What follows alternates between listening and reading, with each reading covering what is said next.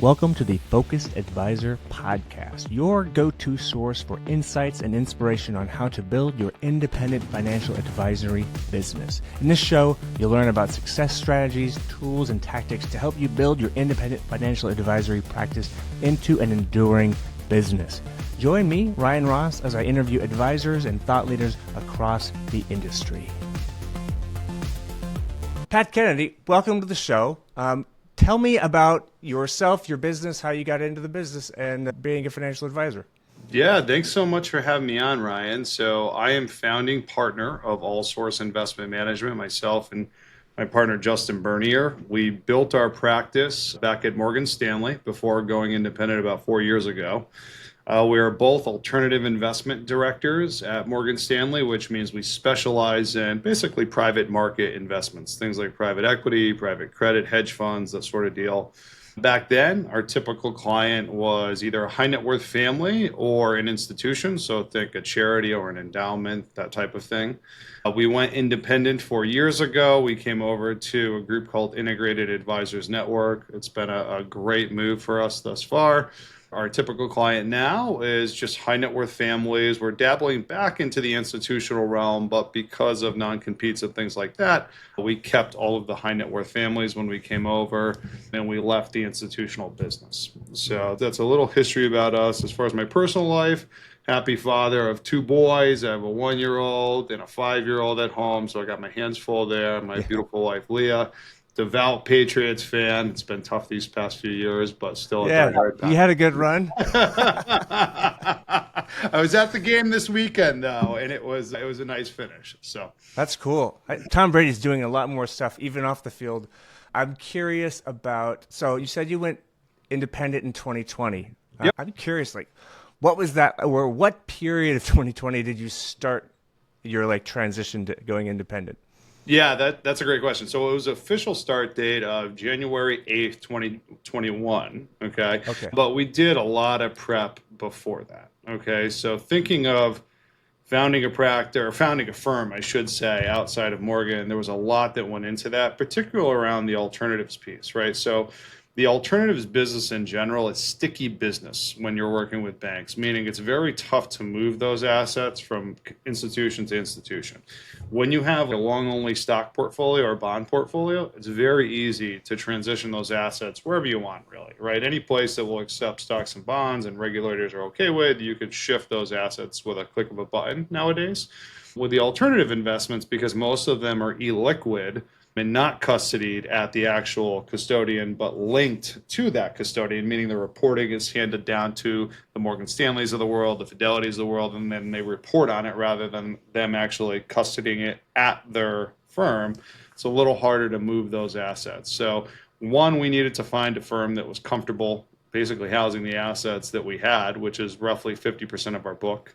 And two, compliance is a big thing, right? We wanted to make sure that whatever firm we went to had a very strong compliance infrastructure in place that could not only help us vet out these offerings that we're bringing on the platform, but do the day-to-day for us too. So a lot of the times you have advisors that might do only financial planning, but then sometimes they also work in capital markets, right? Yeah. Often when you come from a wirehouse, because wirehouses are attached to banks who are working in capital markets, they have much more proficiency doing that. It sounds like something that's what you guys really focus on, the alternative space. Is that right? Correct. Yeah, we're very heavy into investments. We do financial planning as well, but our typical client is a qualified purchaser, so 5 million in assets and above. The financial planning is very different than running some software and doing some income modeling and saying, hey, you can retire, right? It's more so about doing the blocking and tackling around taxes, blocking and tackling around risk management, blocking and tackling around trust and estate planning, right? And then working with all the professionals in their life to make sure that what needs to get done gets done. And then on the investment side is even more critical than like a retail portfolio, simply because when you have a retail portfolio, someone sub $1 million, it's pretty easy to say, look, based on your age, here's how much market exposure you need at any given time. Here's how much we need to grow the money for you to retire accordingly. When it comes to greater pools of money, The buckets are more complex than that, right? Hey, this bucket is for estate planning and the kids. This bucket may be for the purchase of a business, right? So there's a lot more things that go on, even at the investment level, never mind the financial planning level. I was doing research into for preparing for this, and one of the things it said you help individuals invest like institutions. Can you unpack that a little back? What does that mean, and how did you come to that as a service offering?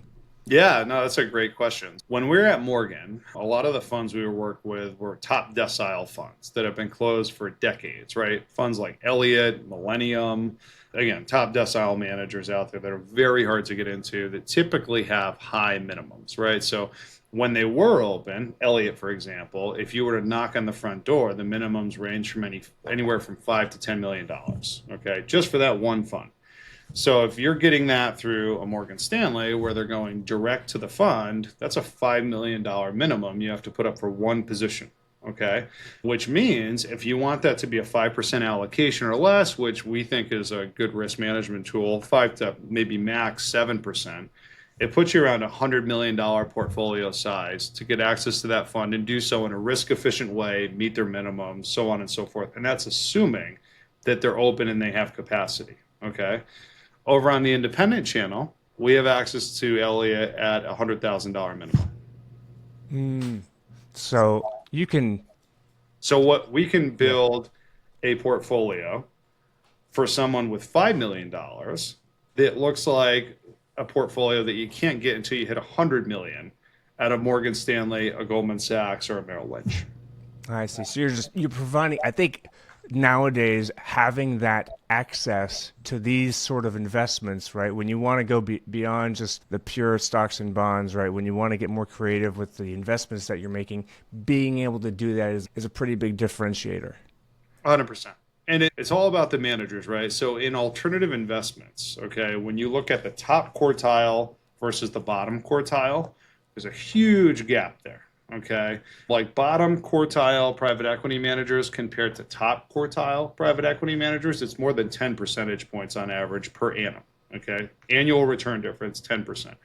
When you look at public equities or global equities, it's 3 to 5%. And that's being generous. Okay. So there's a lot more inefficiencies with manager selection within the alternative investment universe. And if you're doing all, it's critical that you get access to the top quartile managers if you want to provide a good experience, I'll say, for investors. Do you want to talk about the types of alternative investment out there? And I know that Tony Robbins book was it was fun to read just because there's so many things I hadn't thought about. Pro sports teams or Yeah. different energy investments, like we said, aside from the equities and bonds. But I'm curious just about your business, right? Like, how did you guys, I know you guys went from Morgan Stanley, but how are you developing your business? How have you done that over the last 4 years to make sure that you're stable? Yeah. I think the first question was the alternatives we look at. So, phenomenal book. It's called The Holy Grail of Investing. For those of you that are listening to the podcast that are wondering what the book is, actually got the chance to meet Tony Robbins a couple weeks ago at a CAS summit. CAS is a partner of ours, which he is also a partner in that firm. So, great hearing him speak. Great being able to meet with him. And yes, he is as big as he looks in the video. He's a huge Big guy, hands. right? Yeah, exactly. Big guy, big torso. Should have been a football player, but anyway, the book is really good because it unpacks a lot of those institutional asset classes in the first 12 chapters or so. And then the back half of the book, they're interviewing top decile managers from those chapters, which a lot of those we invest with. Okay. So things like private credit, we're very big into. Private credit is just privately held debt. Okay. So when you think of a publicly held bond, if you buy an Amazon bond, you're basically putting up debt for Amazon for a certain interest rate over a certain amount of time, right? The same is within the private credit market, but it's a privately held company that doesn't have access to capital markets, okay? And because of that, the rates you can charge are a little bit higher, the terms you can give are a little bit better, and typically the loans that we're looking at least are backed by some sort of asset or equity, okay? So that's private credit. The counterpart in the public markets would be bonds. Private equity is just a privately held company. So you're purchasing a privately held company that's not publicly listed. The story around private equity investing is pretty easy, right? So if you go back to the era of the dot-com bubble to go public, you needed a market cap around $100 million. Okay, so I won't say a low barrier to entry, but lower compared to today at least, where the average market cap is over $1 billion. Right. So from 0 to $1 billion, there's a tremendous amount of growth that happens. And usually at the quickest rate of the company's life cycle is that first 0 to $1 billion as far as the growth rate goes. That's what you're tapping into within private equity. Your typical private equity fund, they'll vet out, call it 2,000 to 3,000 companies. They'll pick 10 to 15 they want to invest in. Okay, so there's a tremendous amount of diligence that goes into private equity. Now, when you look at private equity's public counterpart, it would be stocks. Okay, so it'd be publicly traded companies. When I'll back up and look at both private credit and private equity compared to their public counterparts. So the index for private equity is the Cambridge Private Equity Index. Okay, that is a 35-year history. When you look at the average return of that index, it's been close to 14.5% per annum. Okay, during that same time frame, the S&P has done about 9%. So it's outperformed the S&P on an annual basis by roughly 50%. Okay, with roughly 2/3 the volatility of the S&P. So higher return, lower risk. Again, to use Tony's term, that's the holy grail of investing. That's what we look for. And just to hit on one more point when it comes to things you can check out as far as benchmarks, Cliffwater Direct Lending Index is the private credit index that we typically look at and will benchmark our managers to. That goes back to '05. That's also outperformed the S&P, not by as much as the private equity index has, but it's done so with a 3% standard deviation versus a 16% standard deviation. And all I'm saying is it's given you equity-like returns with roughly 20% of the risk or volatility. So it's a really hard thing to do. We invest in hedge funds. We invest in infrastructure. There's a lot of tax plays that we invest in. There's some nichier strategies like litigation finance. We have Forex that we invest in. So we have a huge breadth of investments that we look at within our toolkit, right? But typically they fall somewhere within the private credit realm, private equity, or hedge funds. Those are the three big ones. Yeah. I want to dive into one of those, which was litigation finance. What is that and how does it work? Yeah, usually people hang on that. Right? Litigation finance is a newer asset class. So essentially it's a private credit investment, okay? And you're providing a loan to a law firm. And that law firm is using that money to go out and fight a case, okay? So essentially that law firm is backing that loan with sometimes equity from their law firm itself, sometimes a personal guarantee from the partners, okay? And then the caseload itself. So it's a way for you to participate in litigation through a debt instrument. The good thing about that is it's highly uncorrelated to markets, okay? Even in recessions, people get sued, companies get sued, and that type of thing. Now, there is I won't say an ESG aspect to it, but there's a feel good or an impactful aspect to it. And that's when you're going after some of these mass tort cases where people have really been impacted. Camp Lejeune comes to mind, Roundup comes to mind, hernia mesh comes to mind, right? You're really helping those people at the end of the day by financing their attorney so they don't have to cut a check out of pocket up front for the attorney, okay? So fill in a gap. Yeah, you are filling a gap, exactly. And you're getting an uncorrelated return, which we're all about. So, Interesting. Infrastructure. You guys are investing in infrastructure as well. We are. Yep. So we invest directly in the infrastructure rather than the companies that own them. So think airports, think green, right? So solar, windmills, things of that nature, railroads. And that tends to be a pretty steady investment. So there's typically a yield that's generated from that or revenue that's generated from that. Like a toll booth, maybe? Correct. Yeah. That's a great example. More found in like munis, but that's a great example. There also, I remember there were, at least I haven't heard of them in a long time, but when I was at Barron's, I remember there was a big chat about MLPs, Master Limited Partnerships. It was like, it used to be buying a pipeline and buying the dividend from the pipeline. Is that still around? Am I getting that right? It's still around. It's still around. It's more so a public market investment now. That's the way we view it, at least, because of the volatility associated with it. There's high dividends in that space and whatnot. We'd prefer going to the private credit markets to achieve yields like that, though, because within the MLP, we'll say universe, within the public markets, you're typically looking at yields like 7 to 10%. Okay. But for that 7 to 10%, you're taking on a ton of volatility. The whole purpose of those MLPs was, hey, we're going to not be correlated to the oil markets in any way. We're just going to clip a coupon for letting the oil markets use our pipelines or natural gas or whatever it may be. It turns out that they are very correlated to the oil markets, natural gas markets, so on and so forth, simply because that's the trader's perspective.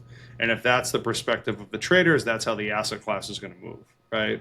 So we'd prefer to get those yields in private credit where we don't have to take on public market volatility. I got it. I want to redirect back to what does your team look like now? What's your, I think you said you and a partner, and also how do you guys develop your business in general? Yeah, so it's myself and Justin Bernier, and then Katie Zame is our office manager. We run like a tight book, right? We like to think of ourselves as having a quality book over quantity, right? So we have roughly 40 to 50 families that we're managing money for, all of them high net worth families with different needs. And then as far as how we're going out and getting business, because we're targeting that, call it 5 to 25 million space, it's not like you can cold call those clients or market to them. So it's all word of mouth. It's centers of influence. So accountants we work with, attorneys we work with that know we do a good job, and then our clients rewarding us for the referrals. That makes a lot of sense. You do good work for one person, they say they're going to be knowing those people anyways, right? And they're probably more likely to have those conversations organically than you could engineer yourself. You nailed it. You nailed it. So let's talk about so you did it. Okay, I want to go back to the alternative investments because I think this is really cool. Yeah. Pro sports is so interesting to me because Yeah. traditionally, at least in football, right? I've become a big football fan. Unfortunately, I don't follow the Patriots. I'm much more of a Lions guy. They've been doing so well. Lions are good with me. Turnaround story. I love it. They have a great story right now, right? But on the investing side, there's been, up until recently, I guess you could say, there's been like a really finite amount of ways to get involved in pro sport or football, for example, right? Basketball there too. You can own a team outright, and that's about it. Yeah, you nailed it. Yeah. But now it's private equity is coming into the play. When did that start, and how does that work? So in the NFL, this is brand new, right? And we are so excited about it because it's something that's been in the works for a long time. We've had access to sports investments in general since we went independent. Okay. And the reason why we like sports, it's not because it's just some vanity investment. Right. When you hear about, oh, hey, I can buy a piece of the NBA, Charlotte Hornets, for example, or something like that. A lot of people think, oh, it's just a vanity investment. It's so you can say, hey, I own a piece of a basketball team or whatever it may be. But when you look at the NFL, each team, okay, to us is an extremely efficiently run business. Okay. So the commission, think of that as like the NFL's regulator, if you will. Okay. They put limits on how much leverage every team can use. It's only like 15%. Okay. They put mandatory profit margins on each team. So each team has a mandatory profit margin on how much money they're going to make. And then every single year, the league kicks out a huge payment to each of the teams based on media rights and things of that nature. Last year was over $400 million per team. Okay. So the numbers make a ton of sense when you look at it as a business case, okay? If you take away the sports aspect of it to it, okay, and just look at, hey, this is a business, balance sheet, cash flow, that sort of thing, they are very strong businesses, okay, and ones that you want to participate in just based on the numbers, okay? But then when you add in they own a day of the week, the NFL is practically a religion in this country, okay? And you can talk about it. Exactly. We're listening to the CEO of Arctos speak at the same event that I met Tony Robbins at. And he goes, the word fan comes from fanatic.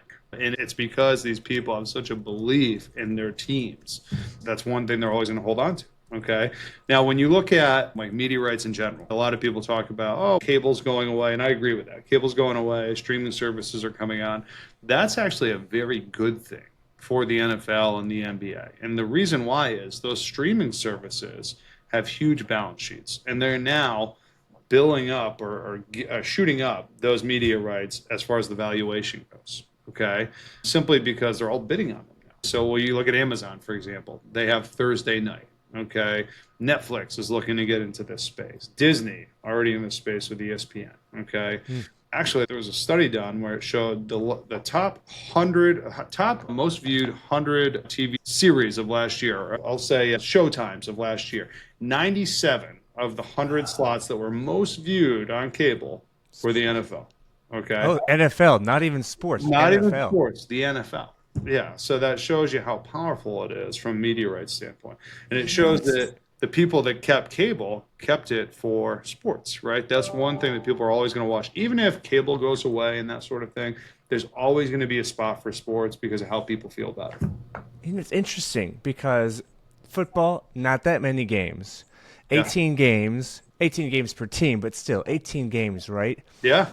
Basketball's got 80 games. I don't know how many baseball does. Hockey's got a crazy amount of games, especially for the physicality of the sport. Yeah. But the amount of games per season is so small. Maybe that's a great thing because it's like you only got 18 tries, right? It's a supply and demand thing. There's pent up demand for it. No, I think you nailed it right. Yeah, there's pent up demand for it, right? It only comes on once out of the year, and people are all over it when it does. So how did private equity get involved, or how did there become an opportunity to do that?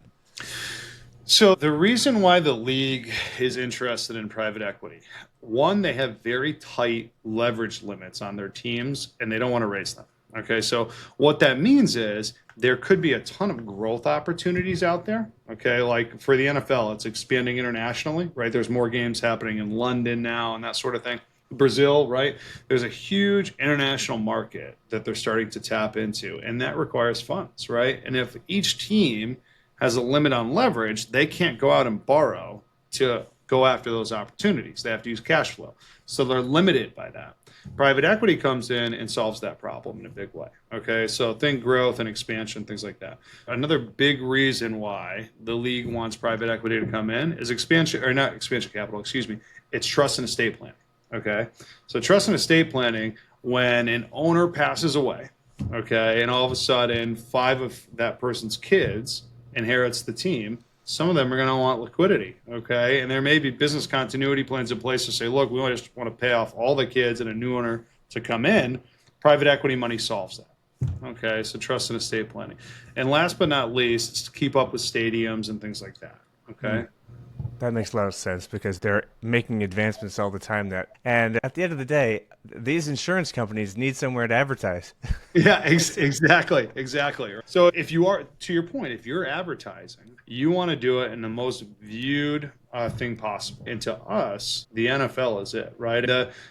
That stat speaks to it. Okay, 100 of the most viewed TV programs last year, 97 of them were NFL games.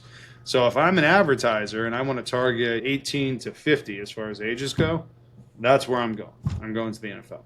That's interesting. Let's talk. Okay, so this private equity is available. Does it mean you can only purchase one team? Because if you're an owner, you can only purchase one team at a time, right? Mark Cuban, he's not going to be the owner of 3 basketball teams, right? Yeah. No, there's limits on how much you can purchase of each team. Right. I believe it's only a 30% stake for each of the 4 partners they've chosen, and then 10% per team, something like that. Don't quote me on that, but there are limits on how much they can own, right? So how much they can own of each team, and then how much each team can sell in total. So I believe each team can only sell up to 30%, and then each private equity player can only buy up to 10%. So those are the rules in play right now, to my understanding. Those could change, right? This is all very early, and they're still getting into this. But that's what's been put out there right now as far as the proposal goes.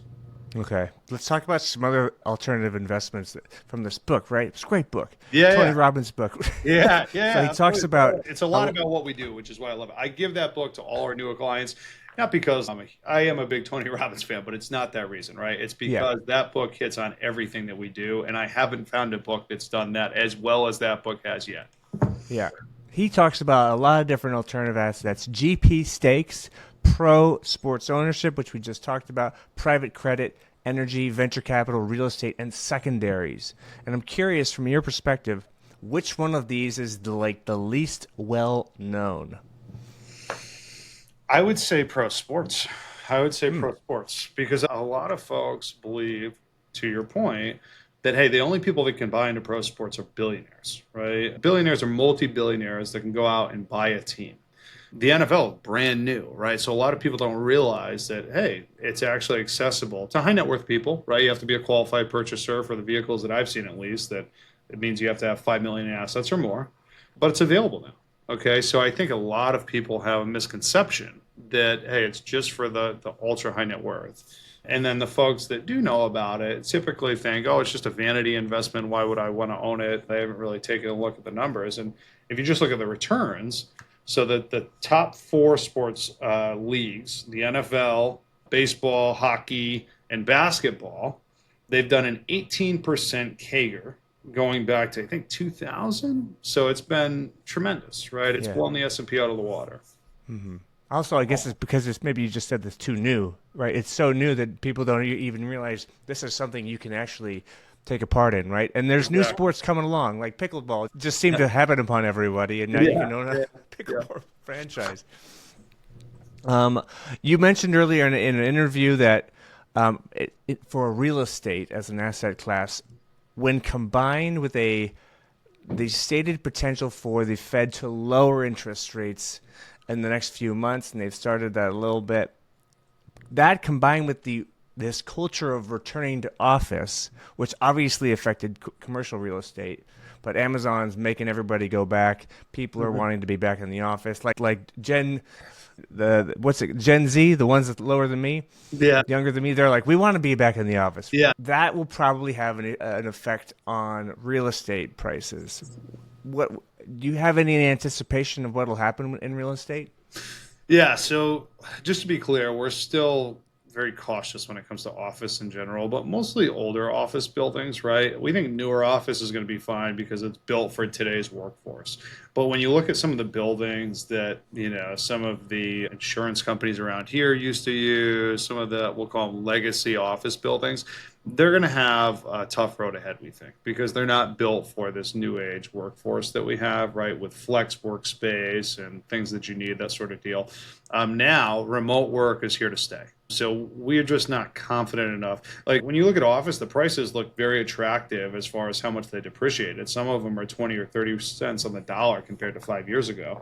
But with us, we need to see a clear path for recovery in order for us to take advantage of those low prices. And we just don't have a clear path, a crystal clear path at least, for office as a whole. There's certain Mm. pieces that we like within office, but office as a whole, we're backing away from. Now, logistics we like a lot. Okay, so logistics because of Like last Amazon, mile delivery, things like you that. you nailed it. Yeah, so last mile delivery, logistics centers, we don't think they're going anywhere. Amazon is runs the world today when it comes to 2 day delivery and that sort of thing. Those are mission critical centers for any business, okay? And typically they can't get rid of them. So if they're looking at the balance sheet in a downturn and saying, "Hey, we have to cut fat somewhere," that is not where they would cut first, second, or third. Okay. So it's pretty resilient when it comes to the income that those buildings generate. And because of that, the appreciation of the asset itself goes up over time as that income goes up. So that's what we like the most within real estate is typically logistics centers followed by multifamily. We still like multifamily a lot. Multifamily did have a bit of a downturn when it came to interest rates going up and some funds being over levered, right? But we really think it's a manager specific problem and a leverage problem as opposed to an asset class problem the way you're seeing with an office. I want to go back to how you guys operate your business, but think about this from the perspective of an advisor that they need to figure out what their niche is, right? Your Yeah. guys' niche is Yeah. ultra high net worth individuals. And if they're trying to figure out how do I break into that, because it might seem pretty daunting, maybe it's not, but how would you recommend they start to go through the path of servicing that target market? Yeah, I can tell you it is daunting, right? It's a very tough field to break into. Wealth management as a whole has a 90% failure rate the first year, as I'm sure, Ryan. And then when you look at ultra high net worth, it's even higher than that. And the reason why is everyone out there is going to not trust just anyone to manage their money. And then folks that have worked extremely hard to sell a business or a long executive career, that trust level goes down even further, right? So it's very tough to break into. What I would say is really develop yourself first, right? So focus on developing yourself and honing your skills and finding a niche that you can provide and knowing what that service model looks like for the ultra high net worth, right? Because the problems that someone has with 15 or $20 million are very different than the problems of someone with a sub $1 million portfolio that's just saving for retirement. Okay. Taxes become extremely critical. Trust and estate planning, extremely critical, right? Risk management, extremely critical. And I'm not just saying, oh, we should put X amount in bonds because of your age and that sort of thing. There's a different service model and there's a different look and feel to that service model that high net worth people are accustomed to. Okay. So one, learn the service model. Two, develop yourself, hone your skills. And three, find a niche. That's the advice that I would give anyone looking to break into the high net worth realm of advising. Yeah. Would you say that being able to, I think talk the talk is the wrong word, but like being able to explore what these non-traditional assets are and say like, I'm thinking like maybe you worked at maybe you worked at a sports team and you understand the economics of that, right? Yeah. Being able to advise on this would work really well. Or maybe you were an agent and you want to be an advisor that way, right? Maybe you could break in that way. Yeah. I think studying up, right? Reading a lot, interviewing a lot of people, right? When I say interviewing, I mean talking to the managers. So if you do work at a Morgan Stanley or Goldman or a Merrill and you're working with, I won't say you're a typical person, but you're not a high net worth advisor, you're running more of a general wealth management practice and you want to break into the high net worth realm, start meeting with some of the managers that the high net worth folks are meeting with, right? So meet with the hedge fund managers out there, meet with private equity managers out there, find out what they're doing different and why the high net worth person is using them within the portfolio, right? One, I would interview high net worth people, right? I'd go out, or high net worth advisors. I'd go out and say, look, maybe not like a mentor mentee relationship, but just a quick touch point to say, hey, how are you running your practice? What are you doing differently? Okay. And then something you have to be willing to do when you do make the move over into the high net worth realm is raise your minimums, right? You got to raise up your minimums. We have a firm $1 million minimum now that we won't go below, right? And that's really helped us build the practice the way we need to build the practice. It's a tough thing to do because you do have to turn away business, right? You're turning away business because you're structuring the practice in such a way that's conducive to growth down the road in the way you want that growth. But that's something that's a must do now, a sacrifice you need to make now for future growth if you want to get into the realm of high net worth financial. Yeah, it's a really important thing, I think, right? Making sure that you don't break your own rules in terms of who you service, because once you focus in on that niche, you can't be wishy-washy on the. You got to put up one of those barriers at the bowling alley. You got to make sure that your ball will always go in the gutter, or it might, if you don't have the barriers up. Yeah, and yeah. It makes it so much easier to just focus on who exactly you service, what their needs are, because like you said, they're going to have different needs. They're going to have more complex issues. And also, if you've only been servicing individuals that are 500K, 750, and then you land a $10 million account, that might take up so much time. Yeah. Just because you're learning new things. Yeah. You're spending so much time with that client that your other clients who still definitely need you, they might fall by the wayside, and you don't want that to happen because you're servicing one client, right? And then your concentration is way off kilter. So you got to really focus in on who exactly you serve. That's a great point. And I think you bring up one piece of advice that I left off, right? So most younger advisors, when they hear the word partnering, it puts a bad taste in their mouth, right? Like, I don't want to partner. I don't want to give away revenue. This person's trying to take my business, that sort of thing. And sometimes that's true. You don't want to give away revenue for something you could do yourself or something that's offered by the firm for free, right? But when it comes to breaking into the high net worth realm, right? To my earlier point, there is a certain look and feel with that service model. Okay. And if those clients have sat down with other high net worth advisors and have been high net worth people for some time and are used to that service model, they're going to know what to look for. Okay. They're absolutely going to know what to look for, and they're going to know whether or not they see it. Okay. And if you're brand new to that realm, I would consider partnering with another advisor that has a lot of those relationships and knows how to handle them, and use it as a learning experience for the first few. Okay. And then when you're confident enough, then go out on your own, right? Because I'll tell you what, if you sit down with, if you're managing accounts that are, I'm just making up a number, 100,000 or 500,000, and you sit down with a $10 million client and you've never done that before, chances are they're going to throw a few curveballs at you that you've never seen or heard of, right? That the guy that runs $10 million accounts all day the way we do, you've heard it time and time again. So that's just one thing to consider if you are trying to, again, break into this field. Yeah, it's like Brewster's Millions. Remember this movie? This guy's, I got to spend $30 million in a month. Yeah. How do I do this? How do I do Right? it? How do I do it? Whereas like Bill Gates, he'd be like, all right, what else we got to do today? Exactly. Right. Absolutely. So I'm curious, you said that you have a lot of, you get referrals through clients, and you also have partnerships with CPAs and probably other estate planning attorneys. What are your best referral partners, and how do you guys work with them to make sure that you service clients well and you're playing on the same team? Yeah, great question. So we make sure that the referral partners that we're using, our strategic partners, are playing in the same realm as we are. So the accountants we use, they're dealing with the same sorts of clients we work with, right? So they're working in that 25 to 25 space, no problem. Same with the attorneys, right? The attorneys that we use are very comfortable with those types of clients, right?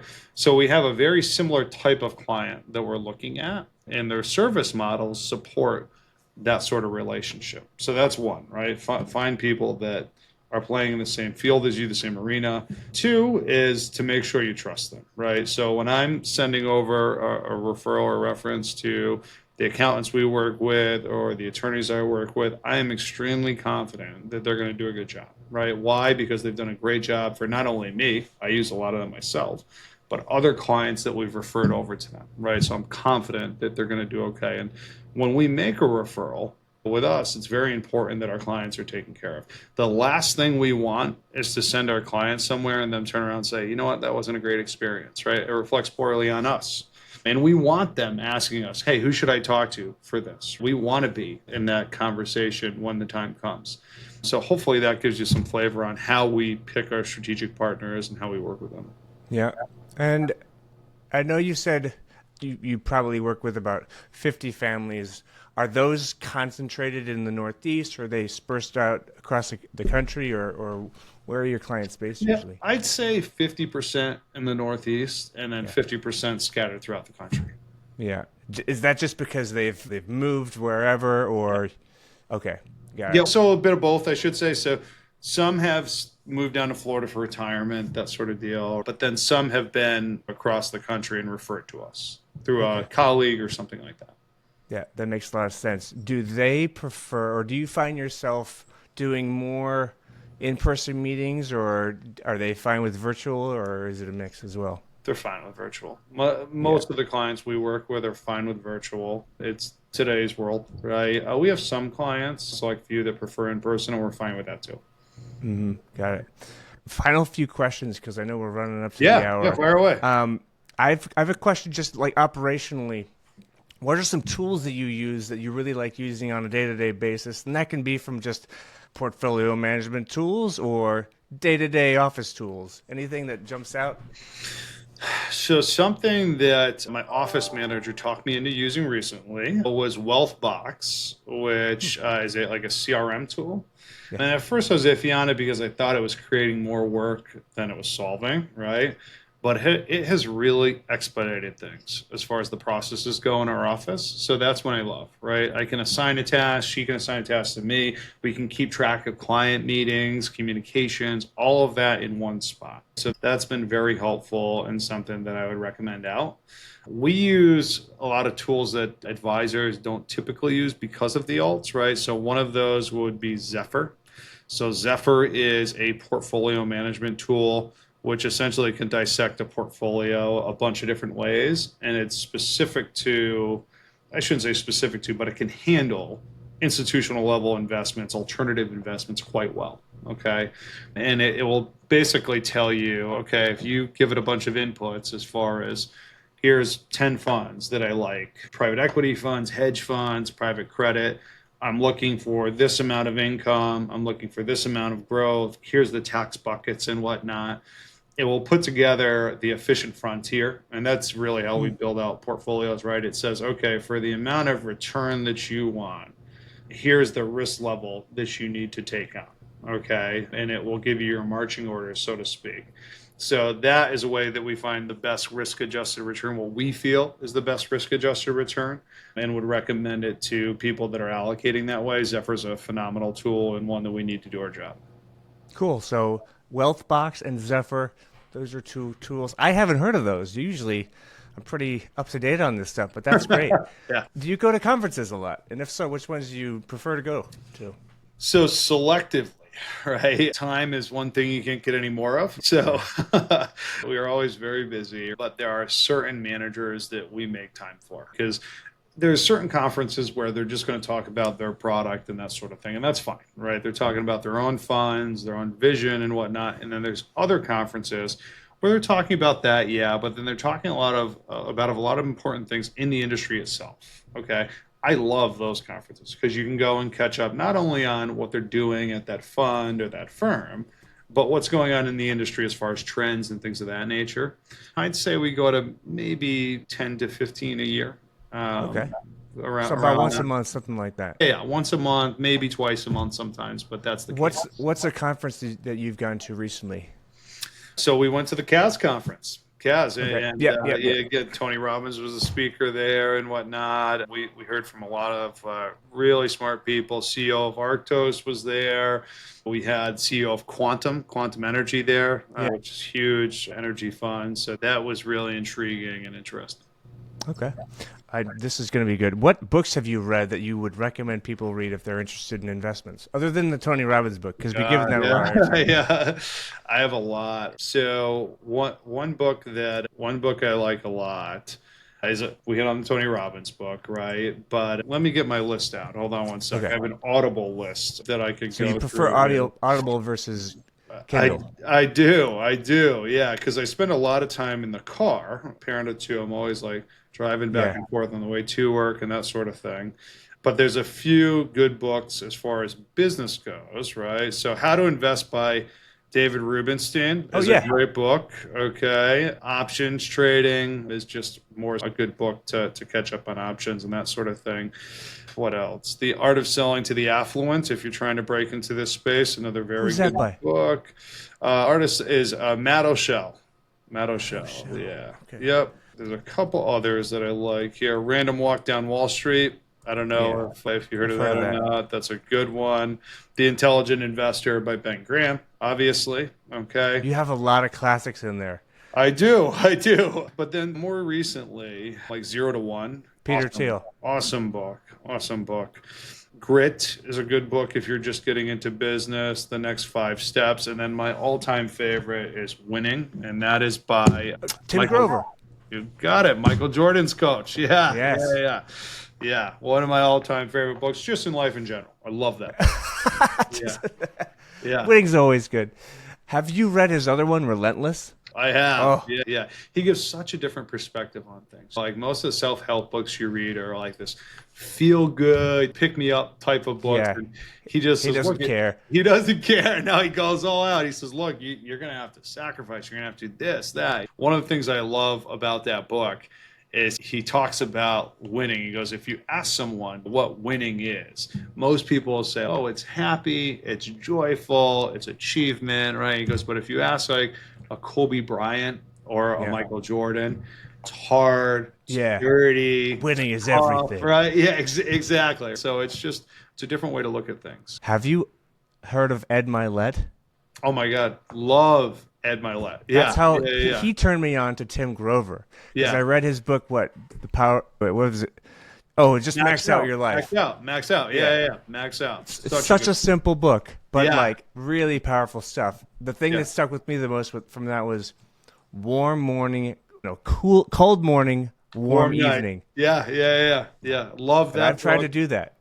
Yeah, he has some great YouTube videos. Oh, yeah. Ed Milet, I'll tell you. So- I'm really big into the self help guys. Coming up in December, you know what season December is, right? Separation season. Separation This is season. when everybody needs. This is where you separate the winners from the losers. Separation season. I So love good. that. Is that an Oh. Ed Milet? Is that? Yeah, I'll love send it. you the link. Love it. It's so. Okay. Yeah, I send think it about over. that all the time. Separation season, like weekend separation Separation season. You season. got to be with your family as well, but Yeah. separation season. Yeah, I love that. They've given me a lot of great tools when it comes to business and such. He's so. so good. Here's a preference question: AI in business.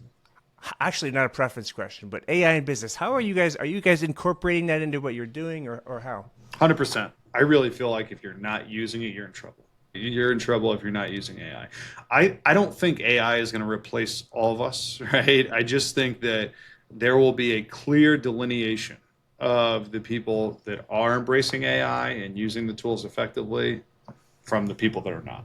I really think it's going to give you an edge. It's going to make you more productive. I use it in my day-to-day life when I'm typing emails, presentations, that sort of thing, either through Copilot or ChatGPT, right? But it's super, super effective. Now, like we don't use it for everything, right? But when it comes to typing out a simple thought process or something like that, very quick, right? So we're absolutely using it.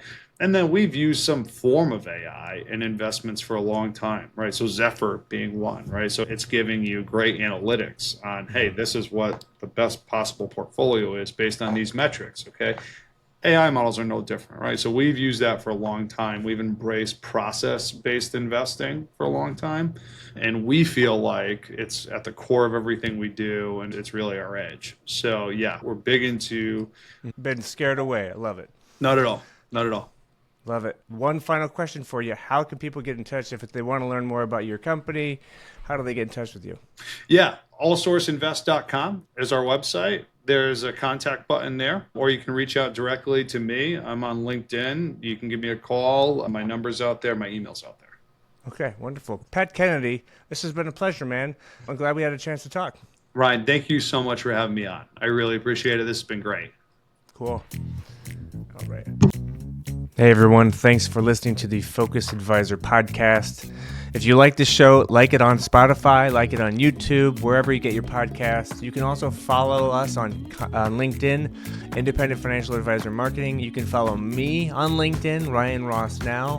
If you want to come on the show and speak to your peers, your fellow independent financial advisors about your successes or things that you learned in business, give me an email, ryan@ifamktg.net. That is my email, and we will see you next time.